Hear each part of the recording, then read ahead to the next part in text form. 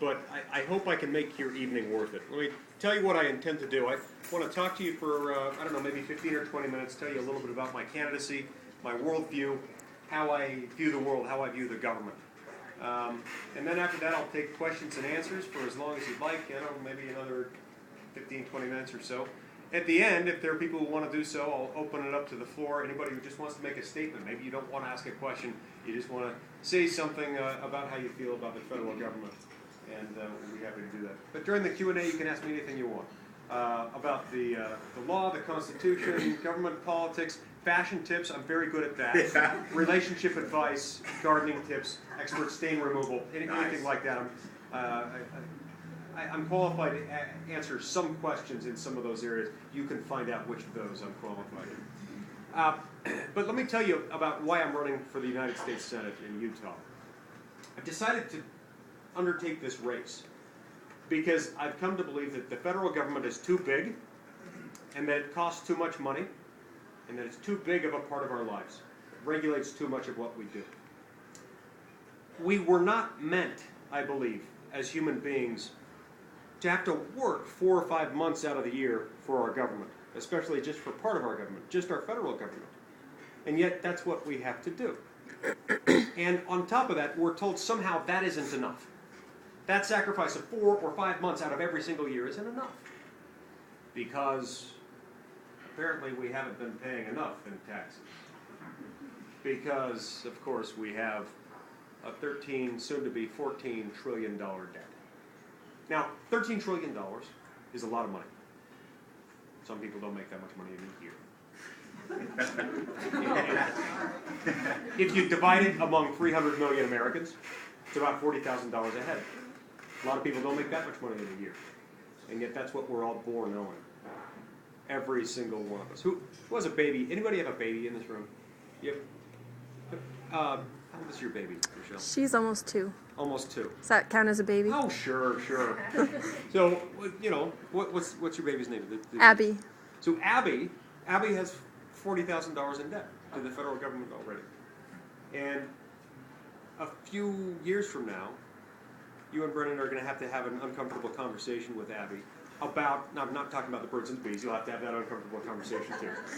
But at a different time, you'll have to have a conversation about Abby's share of the debt. And it might go something like this. What do I get for them? Do I get a car? No. Do I get a down payment on a house? No, you don't get that either. Do I get my education paid for? No. What do I get? And you'll say, well, Abby, you get that warm, fuzzy, patriotic feeling that comes from knowing that prior generations of Americans received Social Security, Medicare, and Medicaid benefits from the federal government. You think that'll be comforting to Abby? Absolutely not. Probably not. In fact, she'll probably feel a little bit betrayed by the prior generations of Americans who left her that debt. It isn't fair, it isn't right, it isn't moral. I think instinctively we can all feel a certain sense of compassion for Abby having to endure that. We share that, and we share some sense of fairness, of equity, that's just wrong. In fact, it would be wrong in almost any society. It would be wrong, even in our society, for me to go out and assume debts in the name of your unborn child or grandchild. If I did that, obviously that would be without that child's consent. And so it would be fraud, and so that would be a crime. They'd lock me up. I'd have to do hard prison time for that, and probably community service at the end of it. Court-mandated community service, plus a lot of prison time. So that's wrong. And yet when Congress does it, we just call that business as usual. But it wasn't ever supposed to be that way. We weren't ever supposed to be living in a country where we had a national government that was that oppressive, that could spend that much money, that could possibly incur that much debt. It wasn't meant to be that way. You see, because we once had another national government that overstepped its bounds. And that's why we became our own nation. We like to think sometimes that it was because we decided we didn't want a king. That was part of it. And we like to think that it was just about taxation without representation. That was part of it too, but only a small part of it. I believe the bigger part of it had to do with the fact that we were subject to a national government, not based in Washington, D.C., but based in London. And that national government was too powerful, and it didn't respect local authority enough, so that it overturned our local laws, because we had state legislatures back then. They were just colonial legislatures in the pre-revolution era. And they taxed us too much, and they regulated us too heavily, and they were too slow to respond to our needs. And that's why we had to get rid of them. Does that sound familiar? Sure. I think a lot of those things sound familiar, doesn't it? No, I'm not trying to incite a revolution, at least not the sort of revolution we had back then. The sort of revolution that we need now doesn't involve the sword or the musket. It just involves the ballot box. Because we already have in place this sort of document that will keep us free from that tyranny if we'll allow it to. If we'll just read the darn thing and then expect that those who represent us in government will follow it. That's all we have to do. It's sort of a look and live proposition.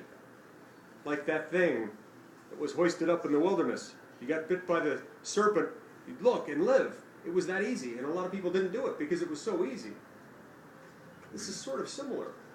If we'll read it and then hold our leaders accountable for following it, we can survive as a nation, as a people. But if we don't, we'll die. Even as easy as it is, many of us won't do it, but that's got to change, and that's part of what I'm trying to change in running for the United States Senate. So what then would I do differently than is being done now? Well, first of all, I'd start each and every debate on each and every piece of legislation in Congress with one simple question. What part of the Constitution gives Congress the power to do this? What specifically in the text of the Constitution enables them to do that? And I'd start with Article 1, Section 8. Oh, Nice. Thank you. You're here. Thank you. And it's sad, isn't it, that has come to be an applause line. It shouldn't be. This should be trite. This should be something that every candidate says. And yet, it isn't. It hasn't been for a long time. It hasn't been for at least 75 years. Because for about the last 75 years, going all the way back to the New Deal era, to some extent even before then, but at least going back to the 1930s, we've had men and women in Congress who have basically assumed, with a lot of assistance from the Supreme Court of the United States, assumed that if they can dream it, they can do it. That if there's a problem, they can fix it. That if there's a leak in the boat, they can plug it. And they don't worry about what's in here. Instead, what they do is just point across the street, because the Supreme Court of the United States is directly across the street from the Capitol. I used to work there, and I'd look over at the Capitol and think, oh gosh, what nonsense are they up to today? And I'm sure they would look at the building where I worked and think some of the same things.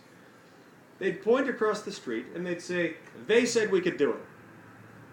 Well, there's a problem with that. Article 6 of the Constitution requires each and every member of Congress, each and every representative, each and every senator, to take an oath to uphold the Constitution. My copy says that that oath is to the Constitution itself, to the words as they were written, as they were understood by the founding generation, and as they're still understood today with that historical backdrop. It does not consist, in my humble opinion, to an oath to that set of loose principles consisting of what the Supreme Court will allow Congress to get away with. And yet that's exactly what they've been doing for almost 75 years. So you may ask the question, why then, Mike, are you running? After all, you live in Utah. In Utah, we have 4 out of 5 of our congressional delegation members are members of the Republican Party. Both of our U.S. senators are members of the Republican Party. The Republican senator against whom you're running is a member of the Republican Party. He certainly has the same commitment to the constitutional principles that you hold dear, doesn't he? No. I wish that were true. I really, really wish that were true. Yeah. Because if it were true, I'd be home watching Knight Rider with my family or something like that. Actually, I wouldn't watch Knight Rider. The Olympics. I'd be watching the Olympics. No, we'd be home reading Blackstone's commentaries on the laws of England, as every family does on Tuesday nights.